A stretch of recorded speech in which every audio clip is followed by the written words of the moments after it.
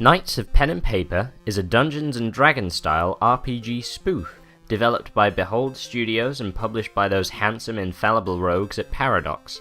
The game is littered with references to other cult franchises, from The Legend of Zelda to Ghostbusters.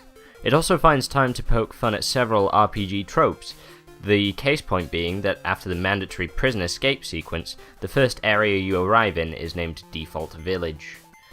One of the standout features of this game for me was that it managed to make turn-based combat enjoyable. It's usually something that I find sluggish and unexciting, but being able to control a good range of classes and not having to endure lengthy animations helped to inject the kind of entertainment you'd get from a large-scale Pokemon battle. Despite most of the regions consisting of a single image, maybe with some 2-frame animations, the number of locations, side quests, equipment, upgrades and other such features allowed the game to give the impression of a good medium-scale RPG. Given the pen and paper context of the game, I found the artwork to be fitting, if not necessarily breathtaking. One thing that surprised and indeed confused me was the presence of in-game transactions, which presents a simple trade of real money for game money.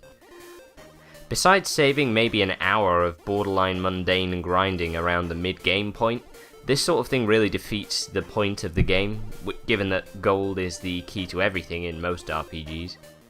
Then again, that could be the point that they're trying to make, considering that making such a purchase would be a deeply logically flawed move. With the possible exception of Unepic, an RPG platformer with a similar satirical premise, Knights of Pen and Paper provides a fresh take on the genre, through features such as the ability to upgrade your real-life room. I realise that I'm dealing with multiple layers of reality here, and it only gets more complicated when you consider that the doorway to the fantasy world within the game opens both ways. Anyway, what you end up with in Knights of Pen and Paper is a game that never takes itself too seriously and manages to be consistently funny, but also a thoughtfully assembled casual RPG, worthy at least of my personal recommendation, which may or may not have been influenced by my alarming devotion to Paradox.